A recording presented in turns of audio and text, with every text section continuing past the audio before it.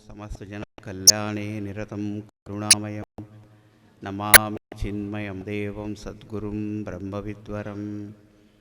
ओम सच्चिदानन्दरूपाय विश्वोत्पत्त्यादिहेतवे तापत्रय विनाशाय श्रीकृष्णाय वयं नुमः।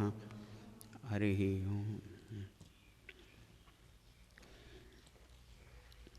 चलो 2 श्लोक पढ़ो पहले। अहमेवासमेवाग्रे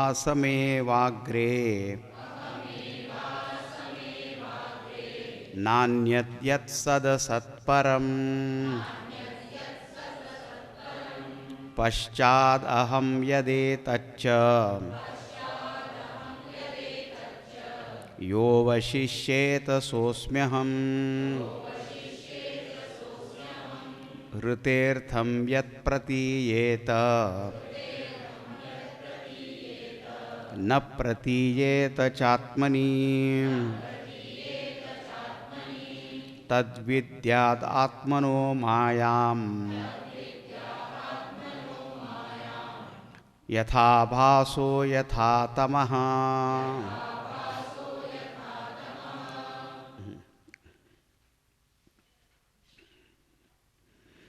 अब कहा कि उन्होंने कहा कि इस सृष्टि का आदि कारण मैं ही हूँ और दूसरा कोई कारण हो नहीं सकता। और वह कैसा है? वह सत्स्वरूप है, चैतन्य स्वरूप, अनंत स्वरूप है। लेकिन ऐसे सत्स्वरूप से कोई सृष्टि उत्पन्न नहीं हो सकती, इसमें कोई विकार उत्पन्न नहीं हो सकता, माने परिणाम नहीं हो सकता, या कोई दूसरी कोई चीज़ नहीं है, कर्ता नहीं है जो उससे कोई किसी चीज़ की उत्पत्ति कर सकता है। तो ये उत्पत्ति तो संभव नहीं है। तो फिर क्या संभव है? तो बोले प्रतीति। प्रतीति भी क्या संभव है? लेकिन असंभव को संभव कर देना ही तो माया का काम है। शंकराचार्य जी ने एक माया पंचकम भी लिखा है और उसमें कहा कि अघटित घटना पटी ऐसी माया, जो असंभव को संभव करके दिखा दे तो उसे कहते हैं माया। तो जिस तत्परमात्मा जो कि जगत का कारण कहा जाता है, लेकिन उससे सृष्टि संभव नहीं है, तो कैसे हुए? तो बोले एक माया है। कल हम देख रहे थे कि माया बड़ी विचित्र बात है। कभी कभी जो वेदांत में इसके बारे में जो जो कहा जाता है, तो अद्वैत वेदांत की जो टीका करने वाले लोग हैं ना, वह हमेशा कहते रहते हैं कि माया क्या है, आप कभी ऐसा बोलते हो, कभी वैसा बोलते हो, कभी वैसा। तो हम कहते करें क्या, है ही ऐसा हुआ। यदि कुछ विज्ञान का आपको उदाहरण ही देना है, तो विज्ञान के क्षेत्र में प्रकाश का बड़ा महत्व है, लेकिन प्रकाश की गति कैसी है वो समझ में नहीं आती। हाँ, ये सबको बैफल करने वाली चीज। कभी कहते हैं कि प्रकाश सीधी रेखा में चलता है,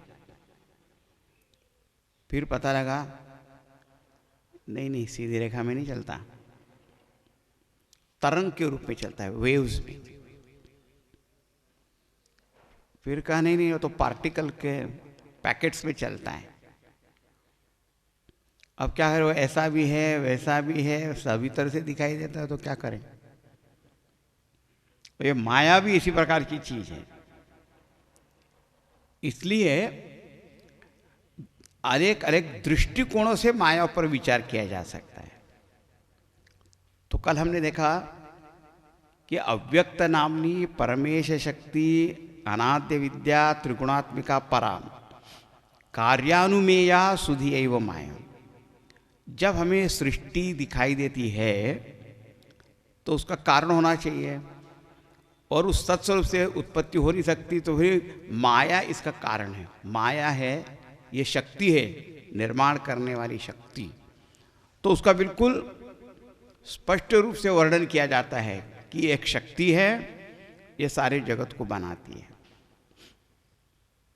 लेकिन ये फाइनल नहीं है। हाँ, ऋतेर्थम यत् प्रतीयेत न प्रतीयेत चात्मनि। तो ये माया का आश्रय क्या है? तो बोले ब्रह्म है, और उस ब्रह्म का ज्ञान होता है, और उसमें आप यदि देखने लग जाओगे न प्रतीयेता, तो वहां तो है ही नहीं। इसलिए शंकराचार्य जी ने विवेक चूड़ामणि में एक जगह लिखा, शुद्धाद्वय ब्रह्म विबोध नाशा। ये माया ऐसी है कि जब शुद्ध अद्वय ब्रह्म का ज्ञान होता है तो नाशय नष्ट हो जाती है, और देखो या तो कहीं कुछ दिखाई नहीं देता, है ही नहीं कुछ।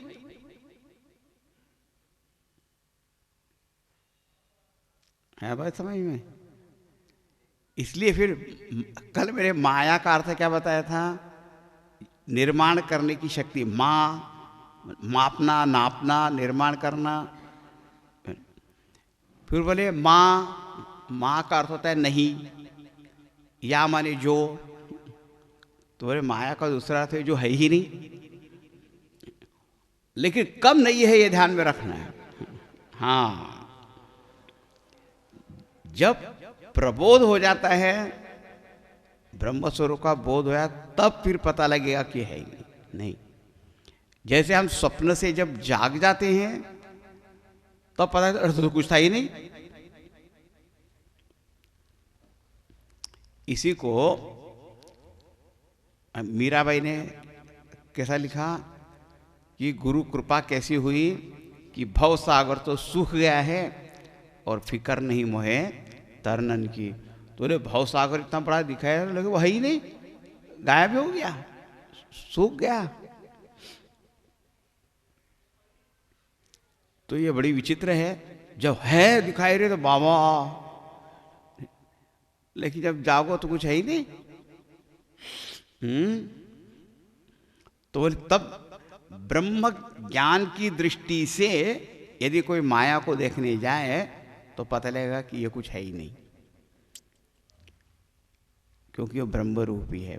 ब्रह्म ही वहां पे, माया तो कुछ है ही नहीं। स्टैंड पॉइंट याद रखना। एक बार आपको इस दृष्टिकोण समझ में आ जाएंगे ना, तो फिर कोई भ्रांति नहीं होगी। जगत को देखोगे तो उसकी दृष्टि से उसको निर्माण करने वाली वो शक्ति है, ऐसा बताया। लेकिन ब्रह्म की दृष्टि से देखेंगे तो पता लगेगा कि वो कोई ऐसी चीज है ही नहीं। तो किसी ने कहा, आप माया अपनी स्वयं की दृष्टि से क्या है वो बताओ ना। हाँ, जगत की दृष्टि से निर्माण शक्ति है, ब्रह्म की दृष्टि से अभाव रूप है, और अपनी दृष्टि से क्या है? हाँ, ये बड़ी मजेदार है कि अपनी दृष्टि से क्या है। तो बोले महाद्भुता निर्वचनीय रूपा। अपनी ही स्वयं की दृष्टि से यह वह एक आश्चर्य है और अनिर्वचनीय है, उसका कुछ वर्णन नहीं कर सकते। विवेक चूड़ामणि में ही बड़ा अच्छा श्लोक आया इस माया के बारे में कि सन्नाप्य सन्ना युवयात्मिकानो भिन्नाप्य भिन्ना युवयात्मिकानो सांगाप्यनंगा युवयात्मिकानो महाद्भुता निर्वचनीय रूपा।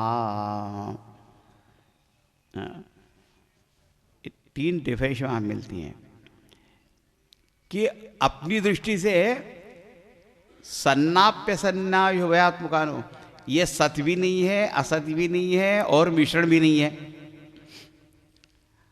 और कैसे? तो इसको बोले कि सत्य है, तो सत्य के बारे में कहा जाता है सच्चेत न बाध्येत। कुछ सेंटेंस को तो याद रख लेना चाहिए। सच्चेत न बाध्येत, यदि ये सत वस्तु है तो ये कभी बाधित नहीं होगी, माने इसका कभी अभाव नहीं होगा। सत्य वस्तु तो हमेशा होगी, लेकिन इसका तो अभाव हो जाता है, इसलिए उसको सत नहीं कह सकते। अच्छा, बोलेंगे असत है, तो बोले कि असचेत न प्रतीयेत, यदि वो असत है, अभाव है, तो किसी प्रकार से प्रतीति नहीं होगी, अनुभव नहीं होगा। लेकिन अभी क्या देखा, रुतेर्थम यत प्रतीयेत, हाँ, लेकिन दिखाई तो दे रहा है, तो नहीं है ऐसा कैसे कह सकते हैं। तो यदि असत हो तो फिर तो कुछ होगा ही नहीं, लेकिन है तो सारा सारा जगत व्यापार इतना बड़ा, तो कहा कि उसको असत भी नहीं कह सकते, और इसे माया के कार्य को भी सत भी नहीं बोल सकते, असत भी नहीं बोल सकते। अच्छा, तो दोनों का मिश्रण है ऐसा बोले, तो बोले उभयात्मिकानो, तो बोले दोनों का मिश्रण नहीं हो सकता, क्योंकि दो परस्पर विरोधी चीजें, तो मिश्रण कैसे होगा। तो बोले कि सत कहोगे तो ये नष्ट नहीं होगी, असत कहोगे तो दिखेगी नहीं। सत भी नहीं कह सकते, असत भी नहीं है, और विरोधी तो मिश्रण भी नहीं कह सकते। अच्छा, एक बात है, भिन्नाप्य भिन्ना युवयात्मिकानो, ये माया क्या ब्रह्म से भिन्न है कि अभिन्न है कि मिश्रण है। बोले ब्रह्म से यदि भिन्न हो तो असत हो जाएगी, क्योंकि ब्रह्म सत स्वरूप है, भिन्न होगी तो असत हो जाएगी, अभिन्न होगी तो ब्रह्म ही है फिर। क्या मजेदार बात है। If is identical with Brahman, then Brahman alone is there is maya. और एक ही वस्तु भिन्न भी हो अभिन्न हो, ये संभव नहीं, विरोधी है, तो इसलिए वो आश्चर्यमय है, सिर्फ आश्चर्य है।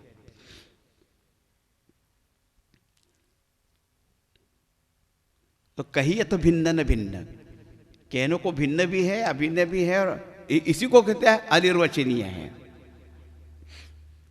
माने एक तरह से कोई निश्चित रूप से उसका वर्णन नहीं कर सकते।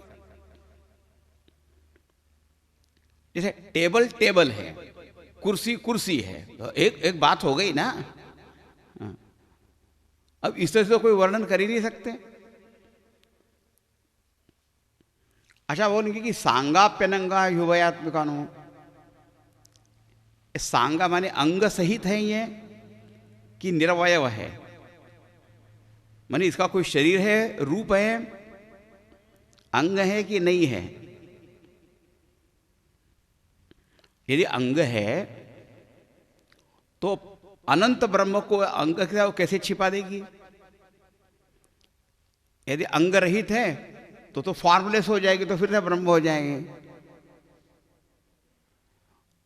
अरे पता नहीं आप क्या बोल रहे हो। इसलिए जो माया है और माया का जो कार्य है वो इसी प्रकार का है, ठीक है। तो अपनी स्वयं की दृष्टि से वो क्या है, क्या है, अनिर्वचनीय है। जगत की दृष्टि से क्या है, निर्मात्री है, जगत की निर्मात्री है। और ब्रह्म की दृष्टि से क्या है, अभाव है, असत है। ऐसी बड़ी विचित्र माया, महाद्भुता महाद्भुता। लेकिन इसके साथ खिलवाड़ मत करना। हाँ हाँ हाँ हाँ हाँ, सिर्फ वेदांत की बात सुनिए, इतने आसान नहीं है, बड़े बड़े को चक्कर में डालती है। गोस्वामी जी ने एक पद लिखा है, हे हरि कसन हरहु भ्रम भारी। क्या आप ये भ्रम जो है आप कैसे हटाते नहीं, और क्या हटता नहीं है कि यद्यपि मृषा सत्य भासे। पर ये सब मृषा है, मिथ्या है, लेकिन सत्य दिखाई देता है जब लगी न कृपा तुम्हारी। जब तक आपकी कोई विशेष कृपा नहीं हो जाती, या तर्क से तो हम बोल देंगे बहुत, ये भी समझना जरूरी है, यह ज्ञान होना आवश्यक है। लेकिन एक बात ध्यान में रखना है कि ज्ञान है, उसमें हमें इतनी निष्ठा हो जाए कि ब्रह्म ही है। दूसरे इसी को मिथ्या का अर्थ होता अनिर्वचनीय। जब कहते हैं माया मिथ्या है या जगत मिथ्या, माने अनिर्वचनीय है, ये कुछ समझ में नहीं आता। सत्य पर जब तक भगवान की कृपा नहीं हो जाती, इसलिए भक्ति को छोड़ना नहीं, हाँ, भगवत भक्ति को बनाए रखना।